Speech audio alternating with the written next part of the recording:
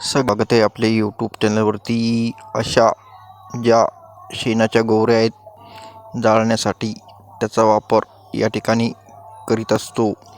पूर्वी आपण स्वयंपाक बनवण्यासाठी सुद्धा या गोवऱ्यांचा वापर या ठिकाणी करीत होतो, परंतु हल्लीच्या जीवनशैलीमध्ये आपण याकडे दुर्लक्ष केलं आहे. त्याचबरोबर त्यापासून जी राख आपल्याला मिळते त्या राखेचा सुद्धा आपण या ठिकाणी वापर करीत होतो. आज त्याचाही वापर आपण पूर्णतः करणे बंद केले आहे.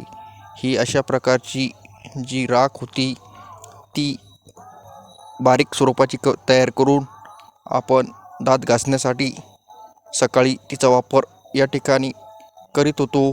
त्याचबरोबर या राखेचा उपयोग या ठिकाणी पिकांना टाकण्यासाठी सुद्धा मोठ्या प्रमाणात केला जात होता. त्यामुळे पिकांना ऊब मिळते थंडीच्या दिवसामध्ये. त्याचबरोबर थंड प्रवृत्तीमध्ये गरम ऊर्जा या ठिकाणी पिकाला भेटल्यामुळे पीक या ठिकाणी जोमाने वाढत असते. म्हणून आपण याचा वापर या ठिकाणी करीत होतो. हल्लीच्या दिवसामध्ये जी उर्वरका वाढली त्यामुळे यांचा वापर या ठिकाणी कमी झाला. हा व्हिडिओ